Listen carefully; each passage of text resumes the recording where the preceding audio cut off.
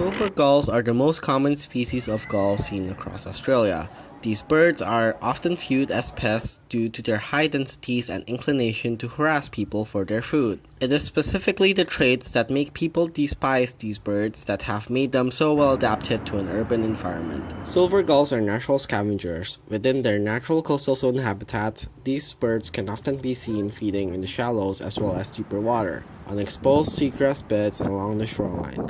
Their omnivorous diet normally consists of a diverse prey base of fish, marine, and terrestrial invertebrates.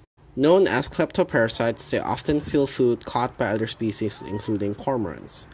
Living in a group provides the perfect condition for a scavenging style of feeding. Groups of 3 or 4 gulls will chase after birds until they drop their food, swallow, or successfully evade the group. This scavenging behavior aids the silver gull's survival in city environments, as they feed on waste left by people. This can, however, cause some issues as gulls will try to consume non-edible waste. Aggression is another important aspect of silver gull behaviour that enables them to be successful in urban environments. Silver gulls show high levels of intraspecific hostility during all activities. However, the amount of aggression differs with the activity. Aggression is at its lowest during times of resting and preening, and highest during times of feeding. Aggression occurs between individual birds and is mainly expressed through a forward posture, in which a gull will hold its head and body horizontal, while the feathers along the gull's back and shoulders are raised. Gulls will sometimes employ the use of an upright posture, accompanied by a choking call, which mainly functions during territorial boundary disputes. While feeding, aggression through the use of threat postures generally acts to maintain dispersal between individuals. Dominant gulls can be seen keeping areas of up to a few meters clear of other gulls during a feeding event.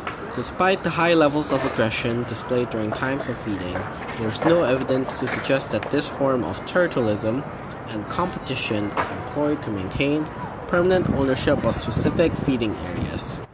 Instead, this behavior has shown the ability of more dominant birds to secure feeding rights anywhere. The level of aggression displayed within feeding events also differs due to the amount and stability of a given food source. Dominant gulls quickly exert feeding rights in places where food can be anticipated. However, when highly temporary food sources are present, opportunistic scrambles occur. During these times, speed and initial location to the food is an important factor determining which individual will be successful. It is only after the initial scramble subsides that some measure of dominance is seen to affect foraging success.